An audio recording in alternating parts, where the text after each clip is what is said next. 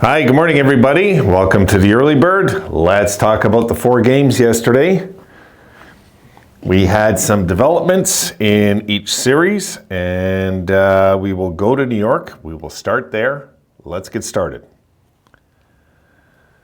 Zibanejad, Trocheck, lift Rangers past Capitals in Game 2 win. And let's look at the numbers. Shots on goal, the Capitals were much more into this game, 27-25 Rangers.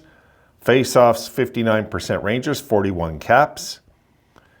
The Rangers were 2 for 6 on the power play, and the Capitals were 2 for 5. The Rangers had 35 hits, the Capitals had 26. 20 blocks for the Rangers, 18 for the Caps. Rangers with 6 giveaways, Capitals 4. Rangers with takeaways at 6, and the Capitals at 4 there. Shots on goal per period. 12-7 Rangers in the first, 9-7 Rangers Capitals in the second, and 9-8 Capitals in the third. And it felt like the Capitals were finally getting themselves into this series. Scoring. McMichael unassisted at 5:09. The Capitals get the important early lead in this game. Then Trocheck at 7:56. From Gustafsson at, I was going to say on the power play, not on the power play. Next goal's on the power play. So a tie at 1-1 at 7:56. And Zibanejad before the period's out on the power play at 14:28 from Trocheck and Lafreniere. 2-1 after 1 Rangers. We go to the second. Dylan Strome continues his good season, his surprisingly good season this year. He kind of had, I wouldn't say a breakout season, but a surprisingly strong season. From Wilson and Pacioretty, ties it 2-2 at 4:14. Roslovic makes it 3-2. Rangers at 12:26. On the power play, all these goals. Take a look at everything, folks. It was a special teams night yesterday. And then Kandre Miller gets his first from Zibanejad, and Kreider makes it 4-2 Rangers, and Rangers start pulling away again at the 16:52 mark. We go to the third. Wilson gets the Caps within a goal at the 11:45 mark from Lapierre and Carlson, and that's as close as the Capitals came. Capitals just seem like age has caught up to them. You know, it just feels that way. This Rangers team would not stop coming at them at a certain point of the game, and it was almost like they bowed and gave in, and then they made their push again, the Capitals. But we'll see. We'll see what happens if things change in their home ice. It looks pretty much done like dinner, that one. They're up 2-0 now. I thought the Capitals would get a split and make this a long series. Not to be. But we'll see what happens on home ice. Weird things can happen. All right, folks, let's go over to Tampa at Florida. Here we go. Verhaeghe scores in overtime. Panthers defeat Lightning in Game 2. And the numbers. Shots on goal. 37-23 for the Cats. They're looking good, folks. They're looking good. They're looking like a team that could get to the finals again already. 57% on the faceoffs, and 56.5, and Tampa 43.5 on the faceoffs. The Panthers 1 for 4 on the power play. The Lightning 1 for 6. And look at the hits in this one, guys. 65 hits for Florida. 56 for Tampa, and this is why Florida, I'm taking them more and more serious. They just will stare down 56 hits and throw 65 of their own. So, and they're scoring.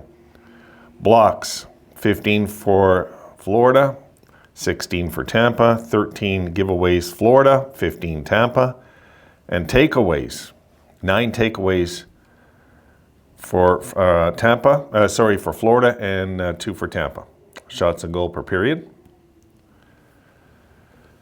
13-3 Florida in the first, and then Tampa come to life in the second and get back into it. 15-14 Tampa with the slight edge in that period, and then 7-5 Florida in the third. And in the overtime, 3-0 Florida to get that win. Sorry, guys. I am half awake like I am every morning. So final shots AC 37-23. Scoring. Bennett, with his first of the playoffs from Tkachuk and Verhaeghe, makes it 1-0 at 6:16. And Tarasenko replies and makes it 2-0 from Bennett and Ekman Larsson. I keep forgetting Ekman Larsson's over there. 2-0 Florida after 1. Pretty much you felt it was over, but the veteran Tampa Bay team never will throw in the towel. 48-second mark. Braden Point from Duclair and Hedman makes it 2-1, and then Stamkos on the power play ties it up 2-2 from Hedman and Kucherov at 5:46, and that's all the offense. That's it for Tampa. You would think something's going to happen there. 2 goals in 5 minutes, 1 in the power play, and that's it. And in the overtime, Verhaeghe from Lundell at 2:59 seals it up, 2-0. You kind of got to feel that's the dagger in that series. I know it's early, and I know Tampa Bay won't give up, guys, but you got to feel that's the dagger because that was their opportunity to make this a series. You know, when that slips out of your fingers, boy, oh boy, usually that's it. Let's go out west.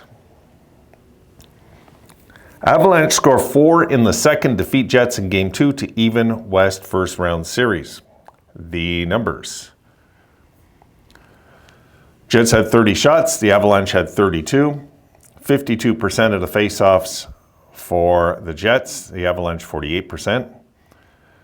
Both teams 0 for 3 in the power play. Both teams 44 hits apiece.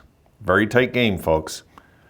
20 blocks for Winnipeg, 16 for Colorado. Winnipeg with 3 giveaways, Colorado with 7. 2 takeaways, Winnipeg, 4 Colorado. Shots on goal per period. 15-12 Colorado in the first, 14-10 Colorado in the second, 8-3 Winnipeg in the third for that 32-30 total. Scoring? I should have cut this in 2. This is going to be hard to see. Gustafsson makes it 1-0 Winnipeg at 3:15. And we go to the second where Miles Wood ties it up at 1:59, 1-1. Scheifele makes it 2-1 at 8:37. I'm going to run through this quick, guys, because I can't see it that clear. 2-1. Then Lehkonen makes it 2-2 at 14:16. And Parise makes it 3-2 at 17:20. And the backbreaker in this game, Josh Manson, makes it 4-2 at 19:53 with 7 seconds left in the period. Makes it 4-2 right there. And then we go to the third, the empty netter. And that's really it. Nichushkin gets the empty netter at 19:03, 5-2 final. So this is... As this series unfolds, I'm not surprised in this game yesterday, but I'll cap that when I close out the video. Next game, let's close this video up. Predators defeat Canucks in Game 2, even Western first round series. The numbers? Look at the shots in this one. Go figure this one out, guys. 18-16 in this one.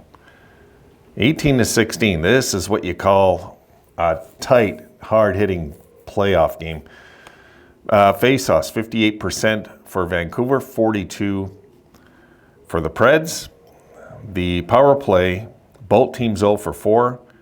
The hits in this one, 47 for the Canucks. And surprisingly, the Predators only threw 30 hits, though, in this game.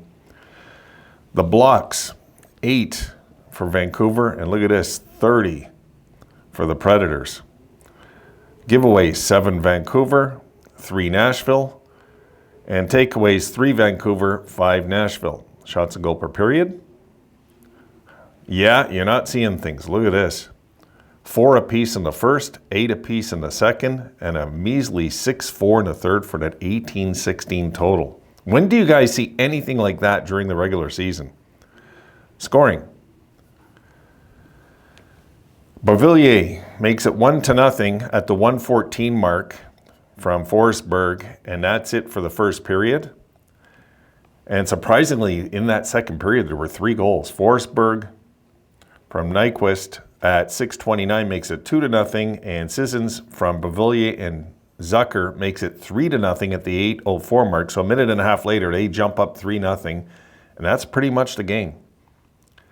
Zadorov got their only goal from Colin DeGespie. So think about it, folks. Zadorov, that was their only offense of the night at 15:33. And in the third, empty netter Sherwood at 18:07. So 4-1 final there. So in this, guys, in this game, in a heartbeat, I'll just tell you, the Rangers take the bull by the horn. They've grabbed Washington by the throat in this series now. Even though it's going back to Washington, I don't think the Capitals are going to get themselves really back in this series. You know, they had their chance really kind of in that game, and they let it slip away in that second. And then Verhaeghe puts the dagger, as far as I'm concerned, in Tampa. And I know it's early, and I'm saying this, but, you know, you got to figure if Tampa was going to make a series of this, they would have won yesterday. And now letting that game slip away, that's huge. But we'll see. That's a very experienced Tampa team. We'll see. And Colorado, win, as far as I'm concerned, as expected. I 100% expected Colorado to win this game. 100%. Because I think Colorado's going to win this series. So I 100% expected Colorado.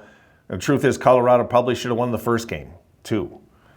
So I think the Winnipeg Jets are looking a lot like when they were playing Vegas last year, just hanging on kind of thing.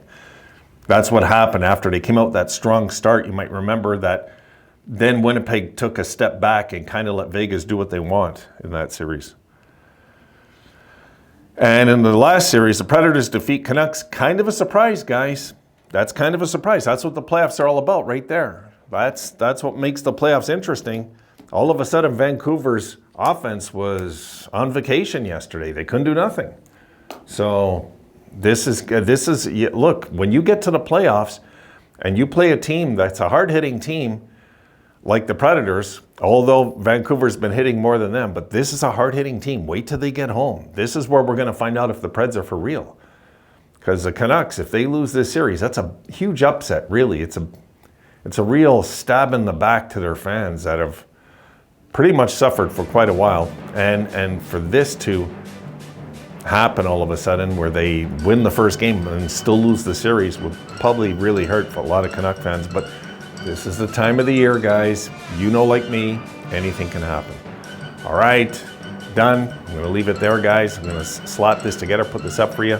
And I plan on seeing you at some point tonight, guys, with some Sabres content. So hopefully you'll join me then. See you then.